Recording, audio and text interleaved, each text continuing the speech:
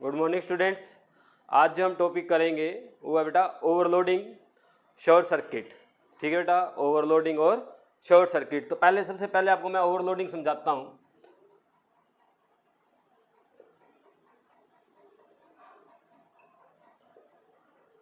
Overloading कि overloading होती क्या है, किसको हम ओवरलोड बोलते हैं।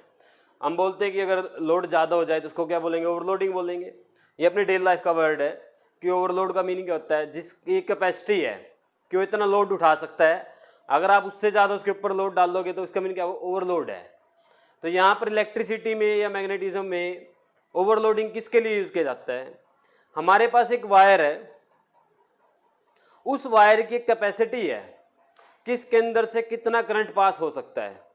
हमारे पास एक वायर है, उस वायर की कैपेसिटी होती है कि उस वायर के अंदर से कितना करंट पास कर सकते हैं। अगर आप उससे ज़्यादा करंट पास करोगे तो ओवरलोड माना जाएगा बेटा। क्या माना जाएगा, ओवरलोड। ठीक है। If current is out of limit through a wire, out of limit through a wire is called overloading.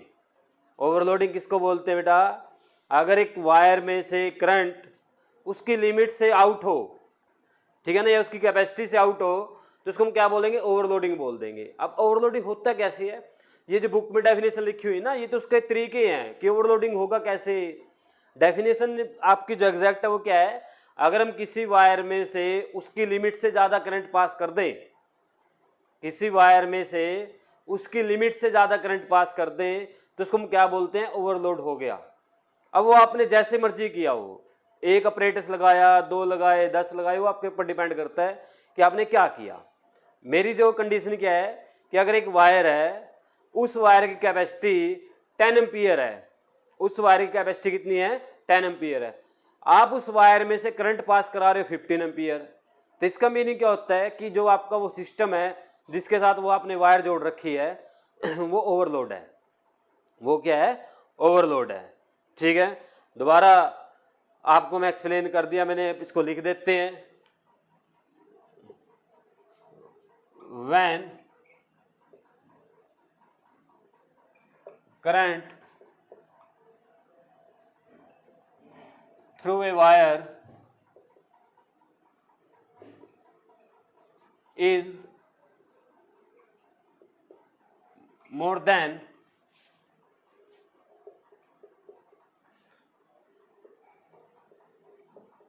its capacity, wire भी लिखा जा सकता है, सर्किट भी, एक ही बात है बेटा, सर्किट भी लिख सकते हैं, वायर भी लिख सकते हैं। More than it's capacity, then circuit लिख लो, यहाँ ओब्लिक डाल कैसे, एसकेटी डाल दो, circuit. Then circuit is called overload. Circuit is called overload कि क्या हो गया, वो ओवरलोड हो गया।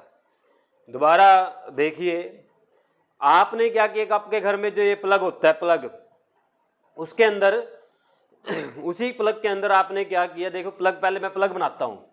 ये हमारा प्लग है ऐसे, ठीक है बेटा। यहां पर क्या होता है, 2 वायर जो अपने पीछे से ऐसे आती हैं, ऐसे 2 वायर इसके अंदर है, ये अंदर से जुड़ी हुई है, जो 2 वायर हैं। और जो ये वोल्टेज हम इसको लगा रहे हैं, घरों में 220 वोल्ट लगाते हैं। कितने लगाते हैं, 220 वोल्ट। कितने लगाते हैं, 220 वोल्ट आप इसको वोल्टेज दोगे। उसके बाद आपने क्या किया, इस प्लग के अंदर एक आपने आयरन लगा दी। क्या लगा दी, इलेक्ट्रिक आयरन प्रेस। फिर इसी प्लग के अंदर आपने क्या किया, हीटर भी लगा दिया। क्या लगा दिया बेटा, हीटर भी लगा दिया। इसी प्लग के अंदर से आप एक फैन भी चला रहे हो, इसी प्लग के अंदर से। ठीक है बेटा, एक ही प्लग के अंदर, जैसे हम एक्सटेंशन का यूज करते हैं, आपने सुना होगा एक्सटेंशन, देखा ना, वो जिसके अंदर से वायर निकलती है, घुमाते हैं उसको, वायर, कई सारे प्लग होते हैं उसके अंदर कई सारे प्लग होते हैं। ठीक है बेटा, तो आप इसी प्लग के अंदर आपने जो है एक बड़ा सा अपरेटस और लगाओ, कोई भी आपने इसके अंदर वॉशिंग मशीन भी लगा दी, ठीक है बेटा, वॉशिंग मशीन, मशीन की स्पेलिंग है, ठीक है बेटा, वॉशिंग मशीन भी आपने इसके अंदर डाल दी, लगा दी, तो क्या हुआ, हुआ क्या, यहां पर वोल्टेज 220 वोल्ट है। पावर देखना, ये वॉशिंग मशीन होती है नियरली 800 वाट, फैन होता है नियरली 200 वाट, हीटर होता है नियरली 1500 वाट, इलेक्ट्रिक आयरन होती है नियरली 2000 वाट। समझ रहे हो मेरी बात को, ये पावर है। तो इस पावर को ऐड करो सबको, ये कितना हो गया 1000, 250, 25 और 45, यानी कि कितना पावर हो गया 4500 वाट। वोल्टेज कितना है 220 वोल्ट। तो करंट कितना आएगा इस वायर में से, इस वायर में से करंट कितना आएगा, देखिए पी का फॉर्मूला होता है बेटा वी आई, पी का फॉर्मूला क्या होता है वी आई, तो यहाँ पर आ गया 4500, वोल्टेज आ गया बेटा 220, करंट निकालिए यहाँ से, 0 से 0 कैंसल, ठीक है बेटा। अगर ये 440 हो जाता तो इजीली कट हो जाता, मान लेते चलो 440 को, ज़्यादा फर्क नहीं पड़ेगा, 220 से डिवाइड कर दो 20, तो यानी करंट कितना आ गया बेटा 20 एम्पियर, करंट कितना आ गया आपका 20 एम्पियर। इसका मीनिंग क्या हुआ कि इस वायर में से आपका करंट 20 एम्पियर चलेगा। इसकी कैपेसिटी 20 एम्पियर की नहीं है, हमने पतली वायर लगा रखी है घर में, हमने क्या किया हुआ पतली वायर लगाई हुई है बेटा। इसकी कैपेसिटी जो हमारे घर में सर्किट है उसकी कैपेसिटी 20 एम्पियर की नहीं है, तो हम इसको क्या बोलेंगे, ये जो आपका सर्किट है घर में जो पाइपों में से वायर चली हुई है, क्या बोला जाएगा उसको, ओवरलोड हो गई। क्या हो गई वो ओवरलोड, वो गर्म होएगी। ओवरलोड होने से क्या होता है, जूल्स लॉ के according, joules law of heating के अकॉर्डिंग करंट की अमाउंट ज़्यादा हो गई, एक लिमिट से बाहर चला गया करंट, तो क्या हो जाता है बेटा वो गर्म हो जाता है। गर्म होके, उसके बाद सुनते रहना ध्यान से, गर्म होके उसके ऊपर से पॉलीमर उतर जाएगा बेटा, वो प्लास्टिक वायर के ऊपर से क्या हो जाएगा, प्लास्टिक मेल्ट होगी और उतर जाएगी। या फिर आपका वो स्विच है जिसके अंदर ये सारा सिस्टम लगा हुआ है, वो स्विच मेल्ट हो जाएगा। ऐसे आपने नोटिस भी किया होगा, कभी ना कभी घर में ऐसा हो जाता है, तो कभी ना कभी वो स्विच भी मेल्ट हुआ होगा, या आपकी जो वायर है वो गर्म इतनी ज़्यादा हो गई तो आपका जो पॉलीमर है उसके ऊपर से वो पॉलीमर उतर गया। क्या हुआ बेटा, वो पॉलीमर उतर गया। पॉलीमर उतरने के बाद क्या हुआ, ये वायर विदाउट पॉलीमर है, इसके ये साथ में इसके साथ है, इसको भी उतार देगी गर्म होके, तो आपकी लाइव वायर और न्यूट्रल वायर दोनों आपस में मिल जाएंगी, दोनों क्या हो जाएंगे, आपस में मिल जाएंगी। और जब लाइव वायर और न्यूट्रल वायर मिलती हैं तो उसको बोलते हैं बेटा शॉर्ट सर्किट होना। उसको क्या बोलते हैं, शॉर्ट सर्किट होना। तो शॉर्ट सर्किट होगा किसकी वजह से हुआ, ओवरलोडिंग की वजह से हुआ। किसकी वजह से हुआ, ओवरलोडिंग की वजह से हुआ। तो शॉर्ट सर्किट क्या होता है, जब लाइव वायर और न्यूट्रल वायर आपस में मिल जाएं। तो ये एक ओवरलोडिंग का डिसएडवांटेज है, आपके पूरे घर में आग लग सकती है, ठीक है ना, आपकी पूरी जो फिटिंग आपने करवा रखी है इलेक्ट्रिकल वो सारी खराब हो सकती है, आपको पता भी नहीं चला कहाँ से फॉल्ट हो गया, पूरी फिटिंग उखाड़नी पड़े, कुछ भी हो सकता है। तो इसलिए ओवरलोडिंग से बचें। अगर आपके घर में ऑपरेटर्स ज़्यादा चले हुए हैं तो आप नोटिस करें इन बातों को कि आपने एक ही टाइम पर बड़े बड़े ऑपरेटर्स नहीं चलाने हैं सारे। मान लो आपके घर में 2 एसी हैं, आपने दोनों एसी चला रखे हैं, साथ में प्रेस भी की जा रही है, पानी वाली मोटर भी चला दी, तो ये तो गड़बड़ हो गई। इतना ज़्यादा पावर आपका घर का जो बाहर वायर आई हुई है इतना वो भी नहीं उठाएगी, ठीक है।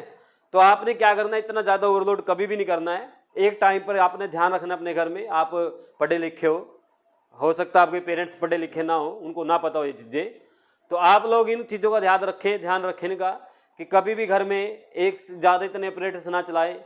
ज़्यादा से ज़्यादा आप 2 ऑपरेटर्स चलाएं एक टाइम में, 2 एसी चला लो या एक प्रेस चला लिया, एक एसी चला लिया, ऐसे कर सकते हो आप, ठीक है ना। लिमिट से बाहर मत जाएं, अगर लिमिट से बाहर जाओगे तो खराब हो जाएगा सिस्टम, कुछ ना कुछ हो जाएगा। तो इसको बोलते हैं बेटा ओवरलोडिंग, इसको क्या बोलते हैं हम, ओवरलोडिंग, ठीक है। वायर की जो कैपेसिटी होती है वो तो उसके ऊपर डिपेंड करती है, आप कितने mm की लेके आते हो। जैसे आप 2.5 mm की लेके आते हो उसकी कैपेसिटी ज़्यादा होती है, आप 1 mm की लेके आते हो उसकी कैपेसिटी कम होती है, अलग अलग आती है बेटा, मार्केट में लिखा होता है उनके ऊपर कि इसकी कैपेसिटी इतनी, इसकी कैपेसिटी इतनी है, वो लिखा मिलेगा आपको।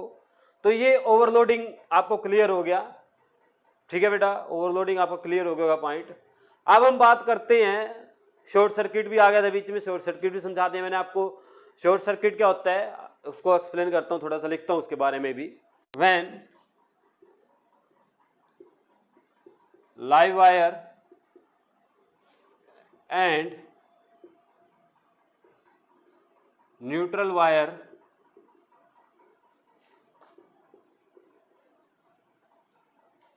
Touch each other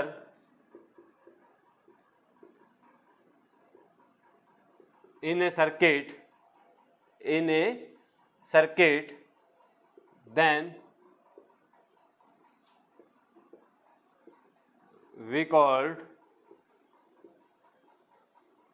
short circuit.